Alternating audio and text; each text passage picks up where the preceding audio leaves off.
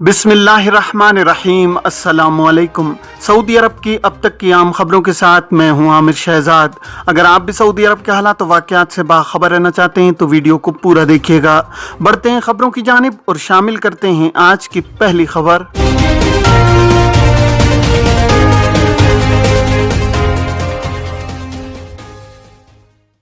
Saudi अरब में रहने वाले ऐसे तारकीन जो एग्जिट री एंट्री पर जाकर वक्त मुकर्रर पर वापस नहीं आते, वो खुरूज ओहदा के कानून की खिलाफ वर्जी के मुर्तकिब होते हैं।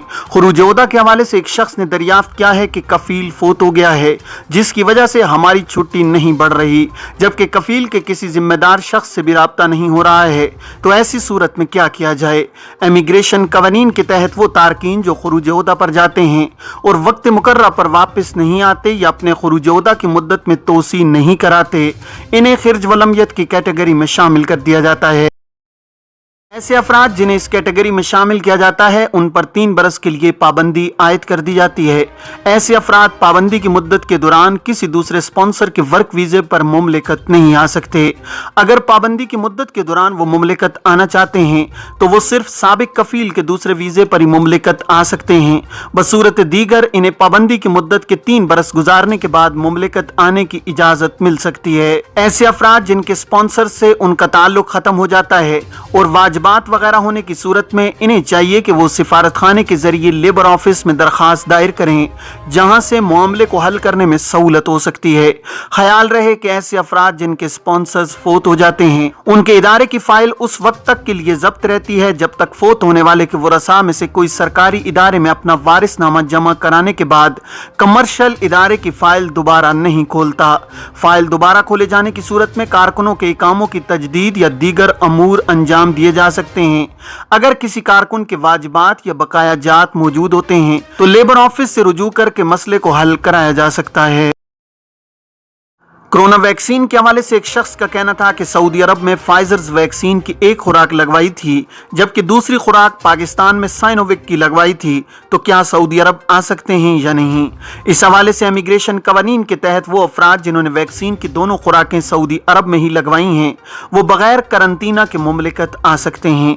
ऐसे अफराद जिन्होंने वैक्सीन की एक खुराक लगवाई जबकि दूसरी पाकिस्तान या किसी और मुल्क में लगवाई है तो इन्हें मुमलिकत आने के बाद 5 दिन करंतना करना होगा। मुमलिकत में गैर वैक्सीन याफ्ता अफराद के सऊदी अरब आने के बाद उनका PCR टेस्ट किया जाता है, जिसकी रिपोर्ट नेगेटिव आने पर इन्हें करंतना की पाबंदी खत्म करने की इजाजत होती है।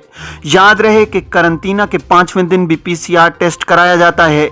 इलावाजी आने वाले उन तमाम मुसाफिरों को जिन पर करंतना की पाबंदी आयद होती है, इन्हें मुमलिकत आने के बाद यहाँ लगाई जाने वाली वैक्सीन की एक बूस्टर डोज लगाई जाती है ताकि वो कोरोना से महफूज रह सकें।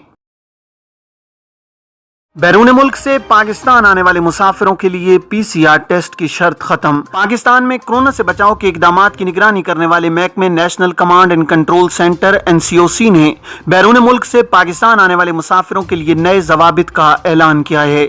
NCOC की प्रेस रिलीज के मुताबिक इजलास में बैरून मुल्क से पाकिस्तान आने वाले मुसाफिरों के लिए जवाबित का जायजा लिया गया है और मुकम्मल वैक्सीन शुदा अफराद के लिए बोर्डिंग से कबल PCR टेस्ट की शर्त खत्म कर दी गई है।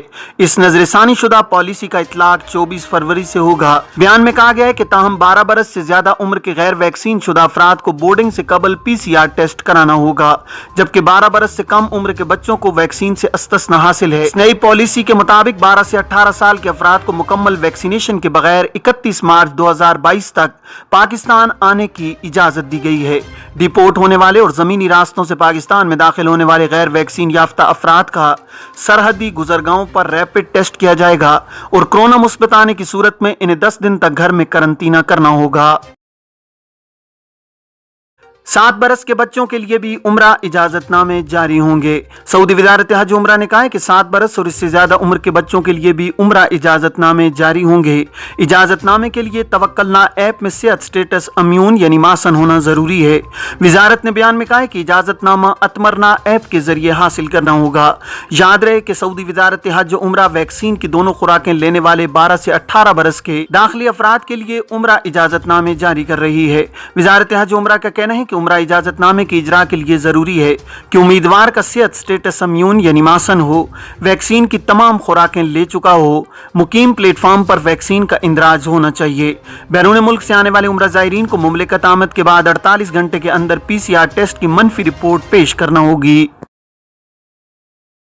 مملکت مخالف ٹویٹس پر غیر ملکی ملازم برطرف، متعلقہ اداروں کے حوالے۔ سعودی ٹیلی کام کمپنی STC نے مملکت کی توہین کا الزام ثابت ہونے پر اپنے غیر ملکی کارکن کو برطرف کر کے متعلقہ اداروں کے حوالے کر دیا ہے۔ سبق ویب سائٹ کے مطابق STC نے بیان میں کہا ہے کہ سوشل میڈیا پر غیر ملکی کارکن کی جانب سے مملکت مخالف ٹویٹس کی شکایات ملنے پر حقائق کا پتہ لگایا تو معلوم ہوا کہ یہ غیر ملکی کارکن کمپنی کے ایک پروجیکٹ پر کام کر رہا ہے۔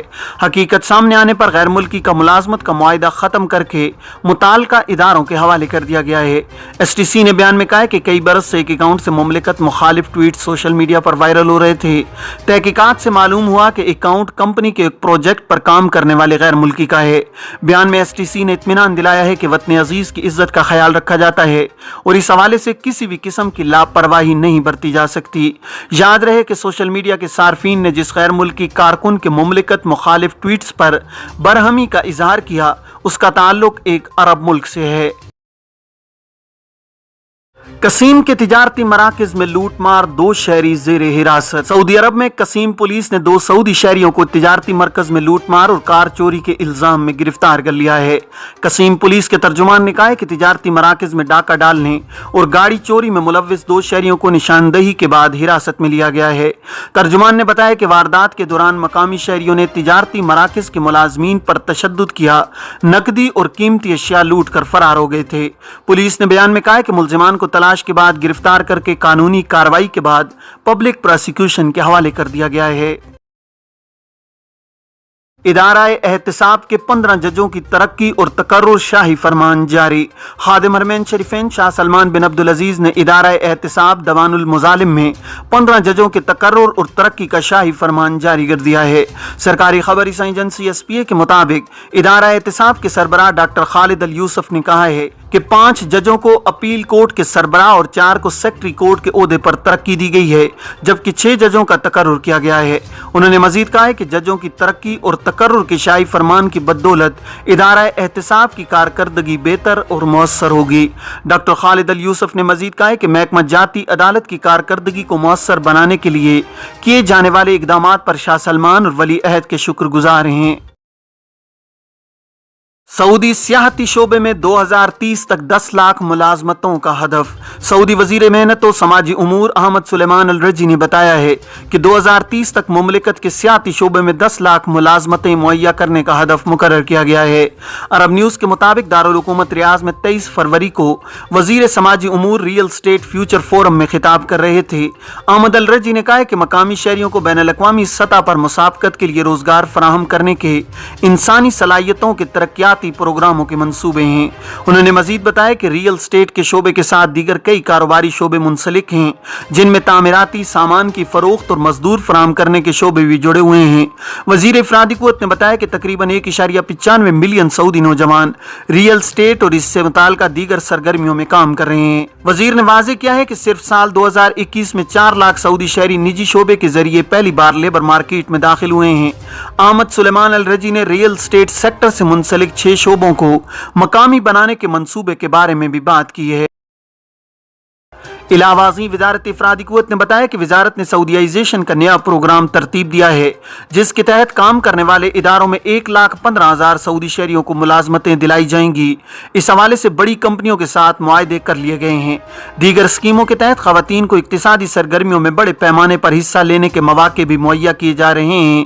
ان اسکیموں کا مقصد عالمی سطح پر سعودی عرب کی درجہ بندی کو بہتر بنانا ہے۔ عرب اتحاد کے حملوں میں حوثیوں کی 16 گاڑیاں تباہ۔ عرب اتحاد برائے یمن نے 24 گھنٹوں کے دوران حجہ میں حوثیوں کے ٹھکانوں پر 28 ٹارگیٹڈ آپریشن کیے ہیں۔ سرکاری خبر رساں ایجنسی SPA کے مطابق عرب اتحاد نے بیان میں کہا ہے کہ ٹارگیٹڈ آپریشنز کے دوران 14 فوجی گاڑیاں تباہ جبکہ حوثیوں کی ہلاکتیں بھی ہوئی ہیں۔ यौम तासीस पर सऊदी शहरी का 239 किलोमीटर पैदल सफर। सऊदी सियाह मोहम्मद तामी असीरी ने यौम तासीस मनाने के लिए 239 किलोमीटर का पैदल सफर तय किया है। आजिल वेबसाइट के मुताबिक 43 साल तामी असीरी जज्जान के इलाके से रवाना हुए और माइल असीर गवर्नरी पहुंचे, जहां गवर्नर अली बिन इब्राहिम अल फुल्की ने उनका इस्तकबाल किया है। इस मौका पर गवर्नर अली बिन इब्राहिम ने कहा है कि तामी ने जो कुछ किया वो इस मुल्क के लोगों के लिए हैरान कुन नहीं है, जिन्होंने दिलों की गहराइयों से अपनी मोहब्बत और उसके रहनुमाओं से मोहब्बत का इजहार किया है। उन्होंने इस बात पर जोर दिया है कि यौम तासीस एक बड़ी लाजवाल याद है, ये दिन अंधेरे से रोशनी की तरफ सफर है। इस मौका पर तामी ने कहा है कि मैंने जो कुछ किया वो यौम तासीस पर अपने जज्बात के इजहार से ज्यादा कुछ नहीं है। ये दिन एक अजीम लाफानी याद और एक जामिया निशात सानिया के बारे में बताता है, जिसने जिंदगी के तमाम पहलुओं का अहाता किया है।